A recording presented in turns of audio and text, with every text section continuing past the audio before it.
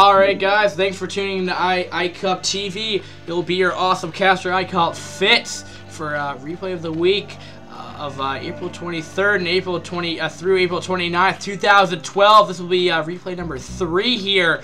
And it was spawning the top left will be your orange Zerg. It will be madrone, who's going to be averaging 236 APM this game. Spawning on the around the bottom-ish part on destination, it'll be this pearl or white, which it'll be like white in the tagline, but the pearl or slash white Protoss, it will be Shield's Pokju, so who will be averaging 231 this game. This game has also been played on iCup because of the map name iCup Destination. And I was quickly looking through all the reps and just glancing at the map. They're all a destination. I think I wrote a post the other day, yesterday, on the map of the week, and said destination because it's my favorite map. And then it was oddly enough, all these maps are on destination, and I'm like, yes. But that might not be good for you guys, because, I understand that, but it will be a ZVP. The first game we saw in this was a TVZ, excuse me. So, we might be seeing something a little interesting. We'll be seeing a 9-pool, actually, pretty, kind of cheesy opening from that, for sure.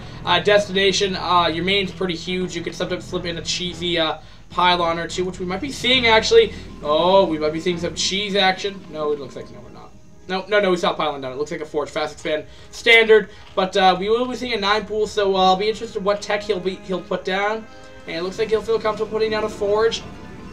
I wonder if he'll know the correct tight wall off, if not, he's gonna do that or not. So we'll be seeing a 9-pool, so something kind of cheesy.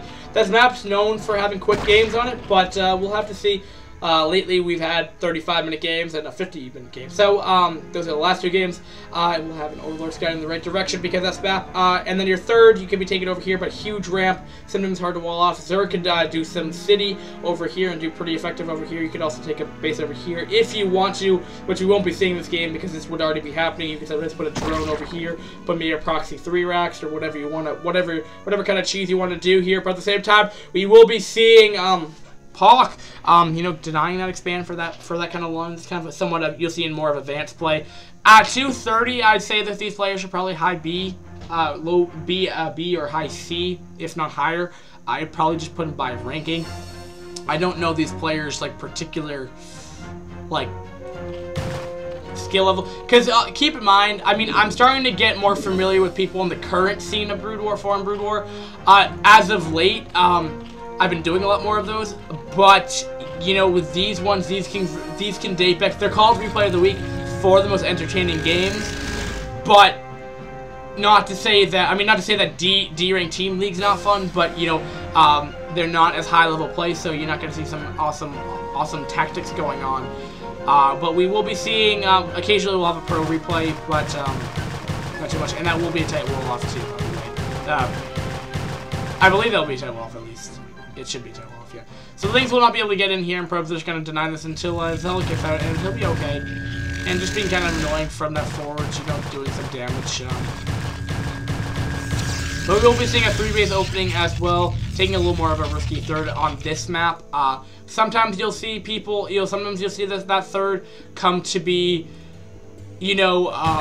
from a gasless third, because sometimes you'll go for more Hydra build. Now, I won't be able to, we'll be able to see what the Zerg's going to be doing. He'll be putting the layer on the natural as well as what we'll be seeing coming out of madrone, I believe. Madrone, yeah. The madrone will be making, you could see Hydra, you could see Hydra Den or Spire first. That will kind of tell you what's going to happen. Spire, I haven't quite been able to analyze quite yet. But what if I understand of it, they play more of a defensive posture versus, Hydra, where they're going to be, they're going to do a timing push with 3-base Hydra eventually. So, that's that's some kind of push that they could do. But I'll be interested. It's going to have to come down to it. He is high in the, he'll be high in the gas right now. Night Dad, but, it's going to have to come down. I really can't say anymore. It tends to happen when the layer finishes. Maybe from this, we'll be seeing Spire. It just looks like Spire is probably going to be the choice right here. Spire will be the choice. I think just statistically speaking, in games I've seen, Spire first tends to be not the correct opening, but the more mainstream opener, especially in higher league games, especially with, you know, Replay of the Week. But we'll be seeing them coming around the same time, so maybe, I don't know, he could still go for 3-base Hydra. I mean, the Hydra Den, though, is just telling me how late it is. I mean, compared to, like, where you could put the Hydra Den, you know, coming down before the Spire. And, well, first off, before the Spire or before the Lair in general, I feel like could be something. But I'll be interested in what he's gonna do. We're seeing the standard Stargate coming out, and Citadel with Charge Law. We'll be seeing +1 coming up as well, is standard as well. The Protoss side of things, Protoss will be getting, well, pretty much everything I've said. That is the correct opening coming out of both players here. You know, nothing really out of the ordinary. Really, we're seeing a Forge Facet going into this build. What the quote-unquote correct build is, or standard build is, we'll be sending a couple Zealots over here. Should be able to get sunken up, maybe 1 or 2 just to deal with this. Links with this should be okay. Might be able to even pick off one of those Zealots over here. But you go Forge Fast Expand, you put down a Gateway, and then you get with that Forge you get +1 because you don't want an idle Forge doing nothing here. Will this be enough though? I'm not quite sure if there's enough links here yet. There should be more than enough anyway, so we're getting the action there. But links will fall, but the Zealots will be making this escape with very low HP. One more sunken hit. One subterranean tentacle would have killed that guy off. But is he gonna want to expand? No, he's not gonna expand again.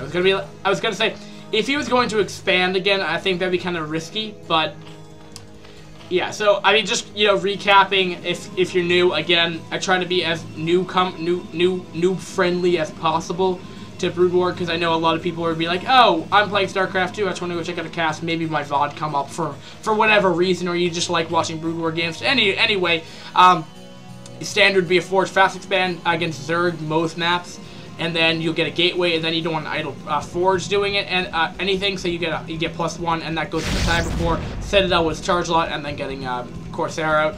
You could get +1 air upgrades if you'd like, or you could put down another Gateway. We'll be seeing 2 more Gateways coming out for Pokju coming out right now. I'm just trying to remember these players' names, quite honestly, but these will be out. I hope you guys enjoy these. A little bit more easier for me to cast than live streaming as well, but we will be seeing another expand coming out. You know, if there's no aggression, then go for it. If there's going to be a push coming out, which there is right now, could be somewhat problematic, but, you know, this is what Zerg tends to do. They'll even, Muta.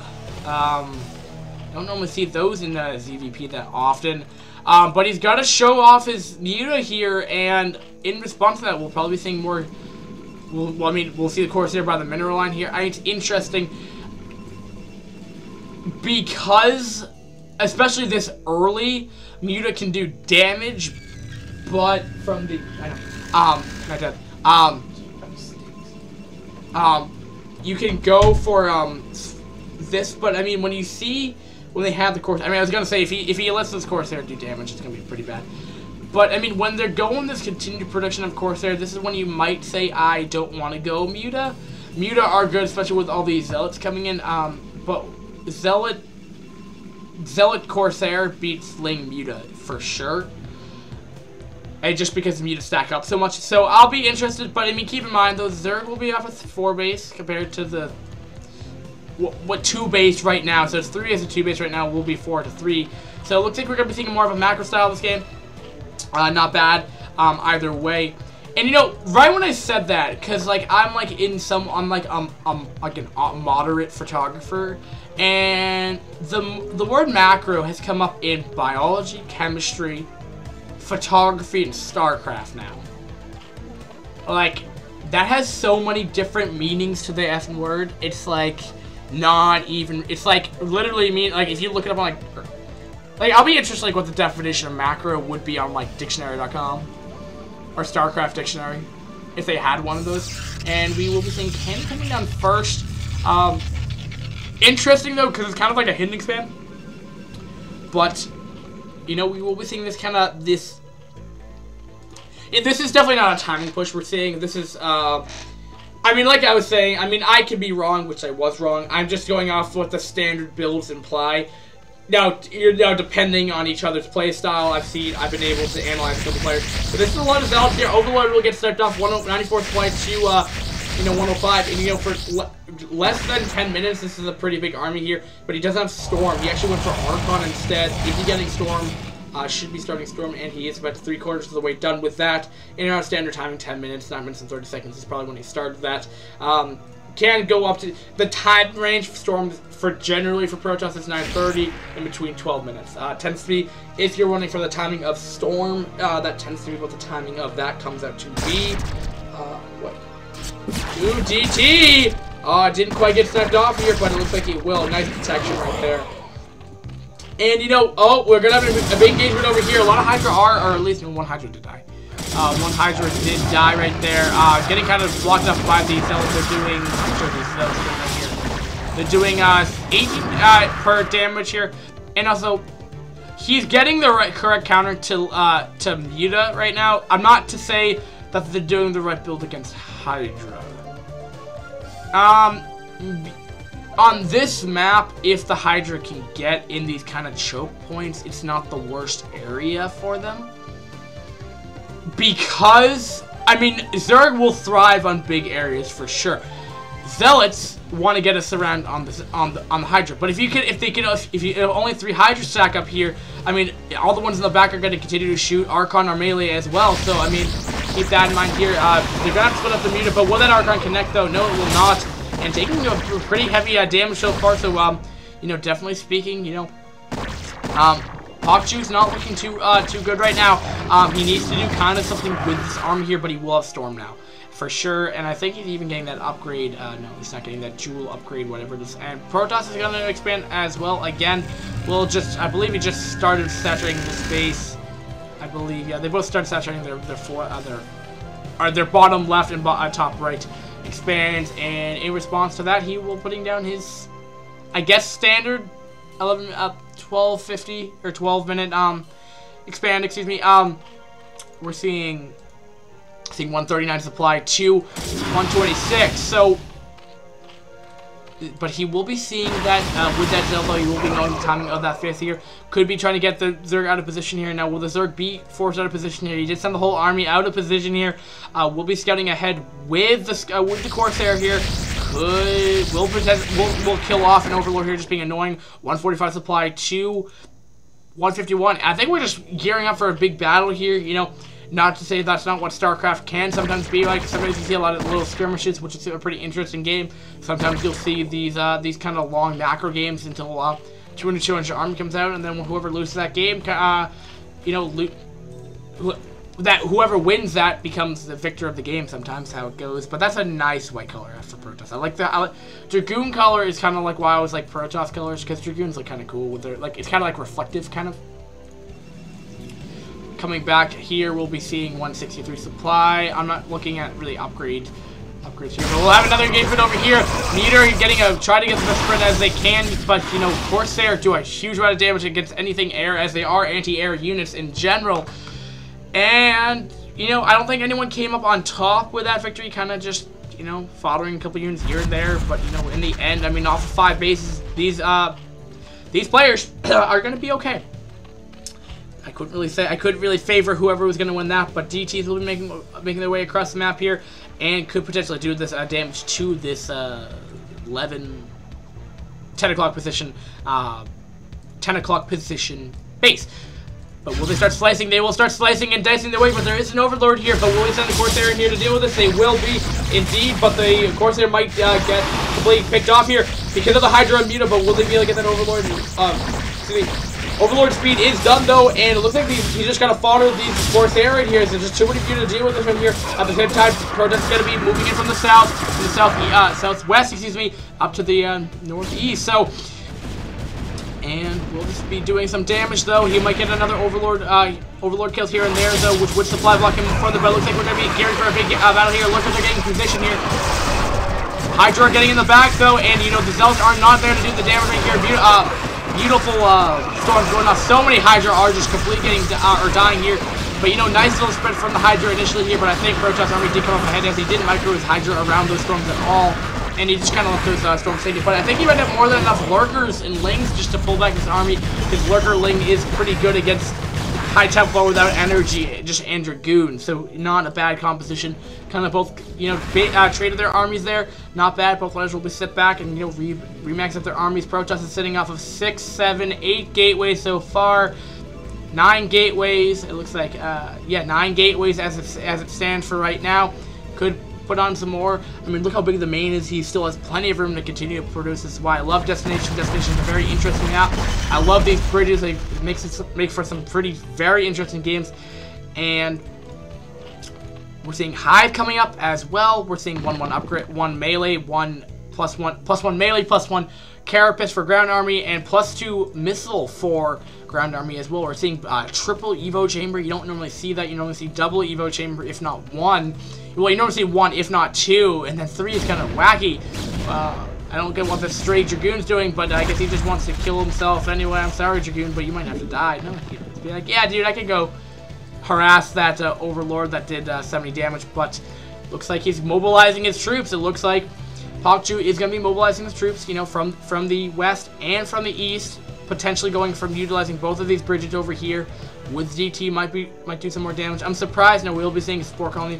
I was surprised that last game with a consistent DT drop. I was surprised he didn't put Spore Colonies all around the space, but no Spore Colony here. But Overlords are in position, and just because Overlords are so prone to, oh no, looks like they will be looking at though. Thankfully, would the drones be able to get that so the DT could not get behind the range of the Sunken? So nice little micro tricks right there. We will be seeing drop play, so we might be seeing a mega drop, maybe potentially to end this game or lose the game, because if Storm does go off on these Overlords before they enter in a storm over them while they're dropping, a lot of those units will not make it and do a lot of damage. So keep that in mind. But Protoss, I mean, Zerg, it looks like he's going to be, you know, pretty operational off of 5 base, as it looks like he might want to re-expand, you know, eventually. Either of these locations seem a viable option. With this drone, I believe he's going to be expanding over here.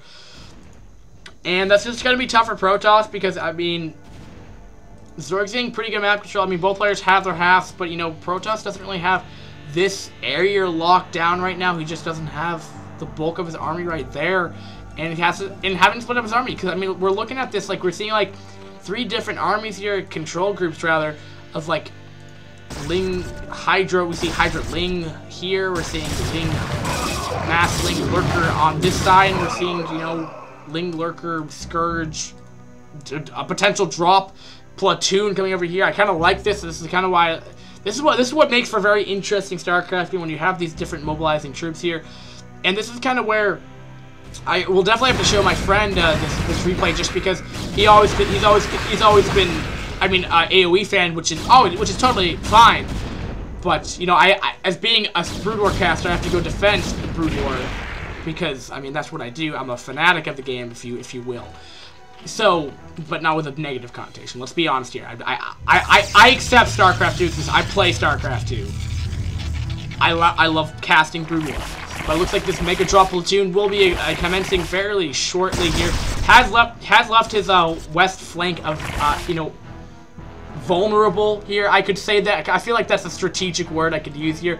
West flank could be vulnerable because there's no army there. And Protoss is setting up right here. Looks like he's going to be wanting to take a base here. Oddly enough, though, it's interesting that the Zerg took this base at the 4 o'clock and the Protoss took the base at around at the 9 o'clock, just because, you know, this is getting closer to their base, and you know, Madrone took a base that was closer to the Protoss. But if he goes in those cannons, though, it's not going to look good. But at the same time, he's going to go for it. Storm is just complete. Is this going to allow him to get through here? Storm will be going off, though, softening up that army. Nice express drop going off, and a lot of Lings are dying, though, instantly dying here. And I'm not really sure if that Ling drop did shoot too much, but it did break through the cannons, though, which might eventually break that eventually down here. Still yet to put down the Nexus over here as well. And, you know, ultimately killed off from cannons. If he reinforced that might have looked differently. I think if you wanted to make that cost effective, you need to kind of go all in with that. Even shield battery, we're going to whack a job with that. Even getting defensive Reavers in here. I mean, that's going to be very hard to lock down here. Darkstorm is going off there, but Storm's going to be able to clean that up with no problem. A couple cannons are going to go down. Lings are being kind of pesky here, but I mean, forcing storms is never a bad scenario. And that's another thing what a Zerg can do if you're struggling with your Hydra army, you like your Hydras. You know, doing these kind of small skirmishes, you know, with these defensive High Templar, because keep in mind though, those High Templar are going to be in the main battle towards the end. You know, towards the end of the game. So keep that in mind. So now in these small skirmishes, you wasted their energy. Now you can go in back there again, and now they won't have the storm with your Hydra. And then, because I mean, what's the hard counter against Hydra for Protoss? Storm. If you limit their storm or force storming to come out of them because they don't have the proper defenses, then it's not bad.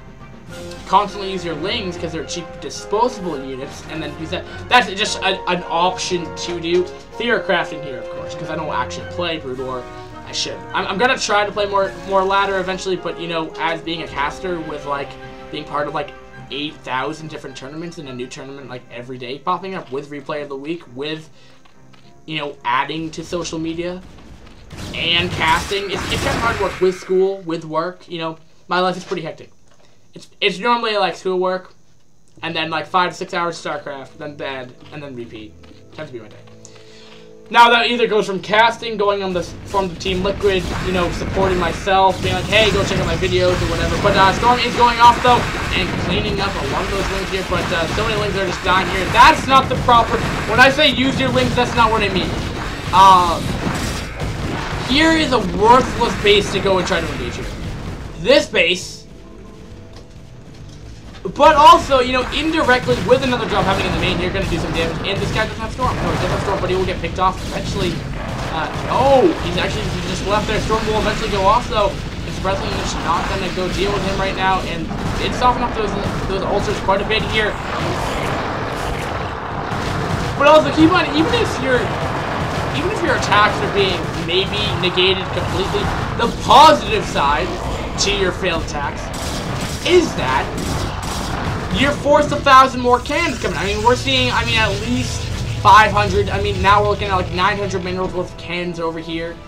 We've seen excessive cannonaging over here, which is not upgrades, which is not future armies happening here, and that's just wasting their ability here. If you really want to do a drop, try to find a sweet spot behind here, and then do the drop behind here. But finding a clean up by DTs, and just want to be cautious though. You want to keep these overlords alive up to for the time being. Storms are going up all of these lurkers though, and these storms are being so effective right here, and kind of makes you feel like that storm is OP, but there are ways to negate it, i.e., you know, just going in these small skirmishes, not using your whole army, spreading them out. You know, getting faster reaction time could be another thing, but that tends to be pretty hard in Brood War as your units tend to clump up right here. Defensive Reavers, and that's not going to be possible to run up there for sure, especially with Dragoons going to be blocking those pretty much as well, making it pretty hard for him, but he's going to be just attacking down here at the 8 o'clock position. Yeah, 8 o'clock position here, and Dark Storms are going off as well, and could target fire this Reaver here, and I believe he'll eventually fall over here. But, you know, I mean, like, base trading scenario here for sure. Protoss is slowly, I mean, losing his bases here. You know, Zerg really hasn't taken much economic damage, but, you know, Protoss, like we saw the other game, I think, I mean, favored right now is going to be Zerg. I mean, Zerg's been pretty aggressive. And, you know, being a passive player is not necessarily a bad thing if you're not too passive. I've seen macro players, and they like to be a little more passive. They're not doing this kind of all-in aggression like what this guy's doing right here. But, not to say that you shouldn't be doing drops. You shouldn't be doing storm drops. You should not do the occasional drop. You should not do the occasional confrontation with your opponent on their turf. Not to say that, but I mean, like I'm just seeing right here, we're seeing Pokju completely not sitting in his base, not doing anything. Like, that's what we've seen right here. We're seeing Dark Archon, which means we're in the late game, because that's what Dark Archon do. It's the indicator for me.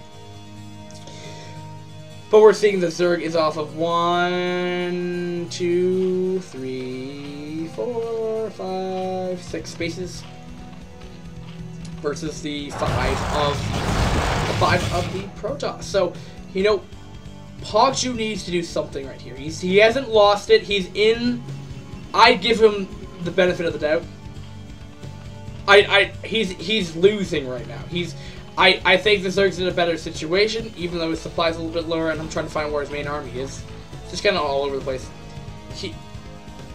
If he can push right now, or find an exploitation where the Zerg is completely spread thin right here. Because keep in mind, when we saw the mid game, we saw the army here, we saw an army here, we saw an army here. But we'll be seeing, this is mainly Lings. Archon are going to be able to clean that up with no problem. Especially when they all, stand up to each other.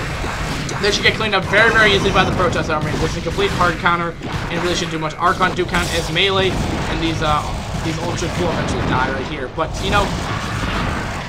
not necessarily the best engagement for madrone, excuse me.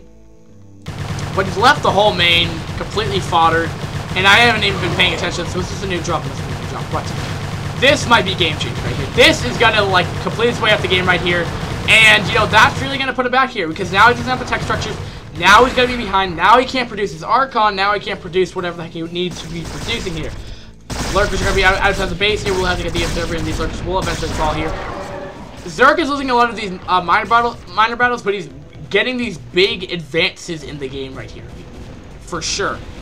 He's eventually going to be able to break through the minor bases of the Protoss here, and that was the most epic explosion of the red Archon I've ever seen. I've never seen the death emoticon really that closely, but that was really cool.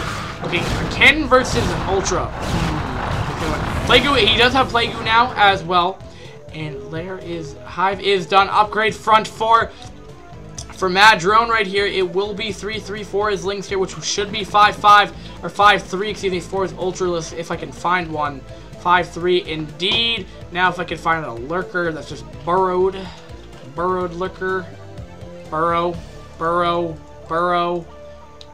I'm just trying to find out the missile upgrades. Unless he has a Hydra available for me to click on. Nope. Hydra. 3-3. So he has complete upgrades for his Zergling units. So, or his Zerg units, excuse me. We'll have to re-put up more cannons here. And 150 supply to 160. So Zerg's actually ahead. That should never happen in TV, in a ZVP. Not to say that's not a, you don't want to be in the situation with that. That happens. It's just not a good indicator for Protoss. But Protoss is mining off of three bases still, versus 3 bases of the Zerg here. So it's matched up for base right here. So it's not behind. He just has to rebuild all of his tech structures, which ultimately should be rebuilt by this point in time. We're looking at here. We see the tech structures all here. We see Cybercore. We see Citadel. Citadel of Doom coming out. And Templar Archives is the last tier 3 tech that you're gonna get. So he's gonna be able to reproduce his units here. That's probably why his supply is a little bit lower. He did lose all of his gateways too, and losing the main, with this space, it makes it much, much easier for the gateways, because now that it's going to be kind of frantic to find all your gateways, because one's at the natural, now you have, did he ever rebuild his gateways? You can put them down here, but then it's kind of awkward, because sometimes to put another gateway here, they'll get stuck, so you have to be kind of careful. So he's only off of 4 gateways at this point in time, I believe. Putting around 2 more gateways, so here comes the gateway count more, again, so that's not bad, but keep in mind, I'm just looking at the map control. Zerg is definitely, ahead. Protoss needs to gain his forces and just go for it. But it looks like he's finally found a sweet spot to go against this mineral line here. And now that's going to be leaving him with 2 bases now.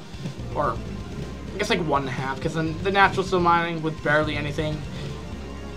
But I feel like if he could do a pretty good stand if he could get his whole army together. But the problem is, when you're playing this defensive Protoss here, which, it's not, like I said, a terrible thing if you're not choo-choo passing.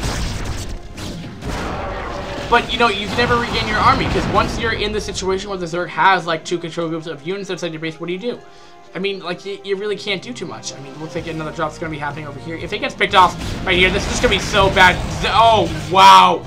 Not bad at all, but he's going to be engaging here without Lings and Ultras here now. Nice storms are going off here, and I think it should be okay, but at the same time, it's going to do this Zergling drop in the main, or the new main, I guess, of this 9 o'clock position base of expansion, and I think it will just go down from the Ultras here, and this might just be the killing blow here. It's only going to be off of money off of 1 base here.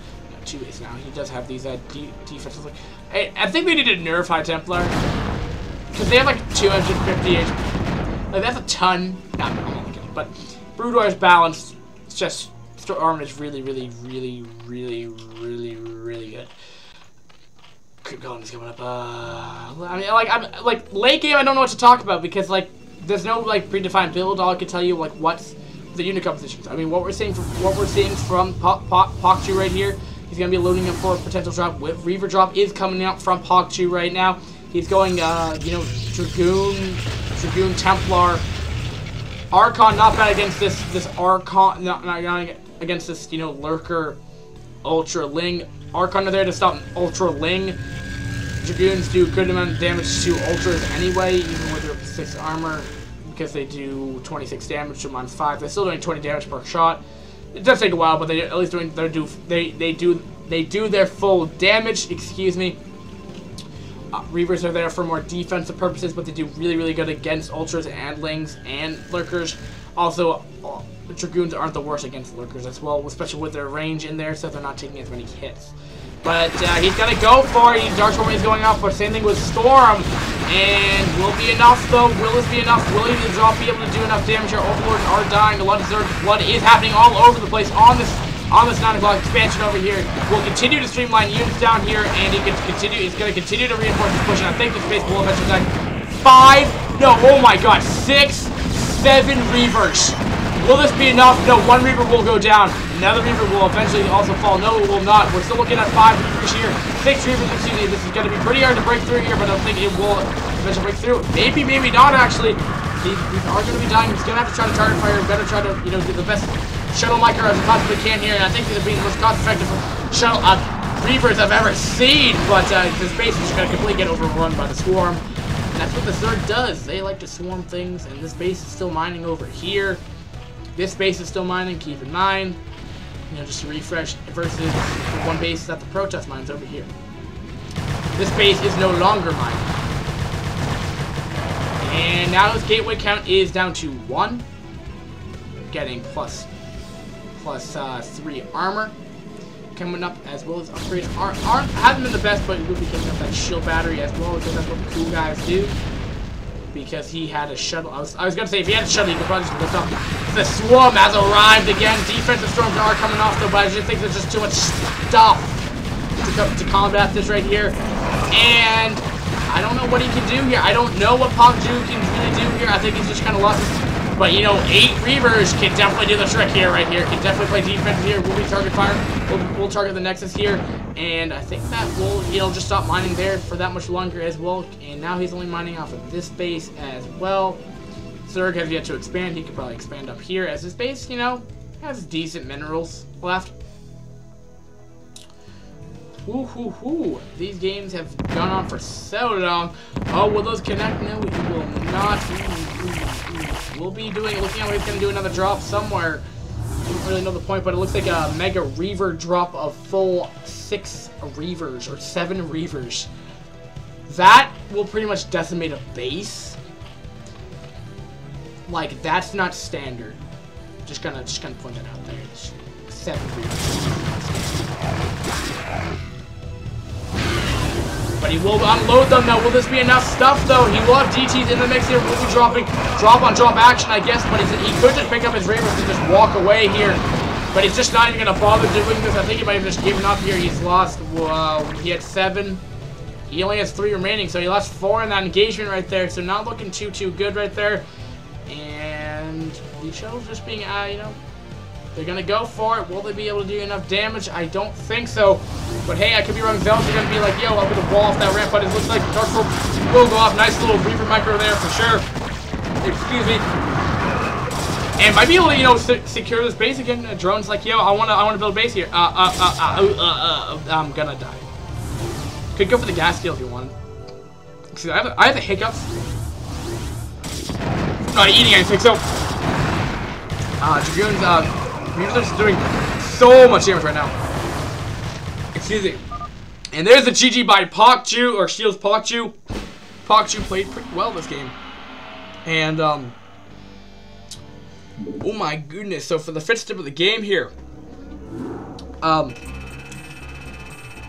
Hold on, I just gotta take a brief water break. Alright guys, sorry for that.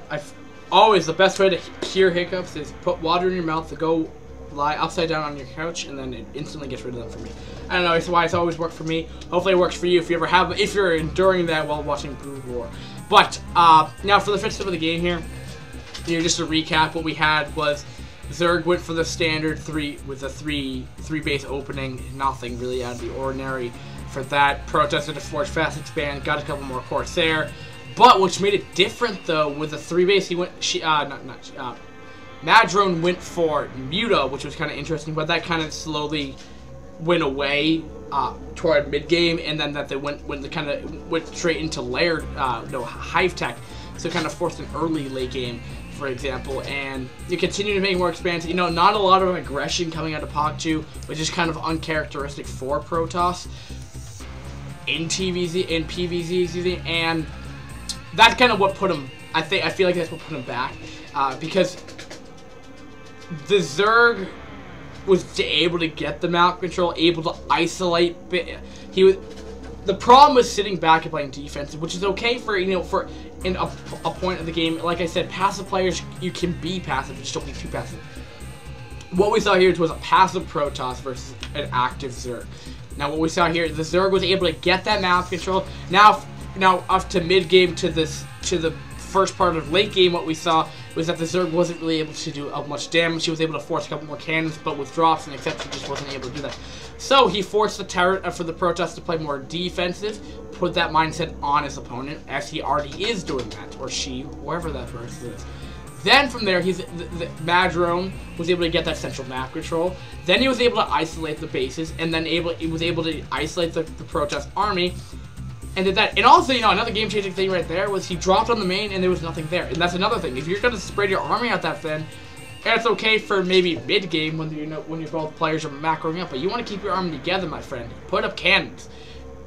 And I'm just starting to see more and more why you should put up the cannons. That's why they're there. The reason why they're there is so you could have a mobile army. Maybe put a 1 or 2 High Templar back there, for the defensive storms, for those, and then put up a bunch of cannons. If you're struggling with that, I mean, not to say that madrone's a very, very good player. I mean, keep that in mind as well. I wouldn't be giving this replay if it was boring. So, I mean, I think Pokju, I think you were more of a passive Protoss player. Now, you could take that if you want. This is just what I saw as a characteristic of you. I'm not dissing on you or anything like that. I'm just giving you the fit step of the game, the F-talk of the game, as I give for every losing player.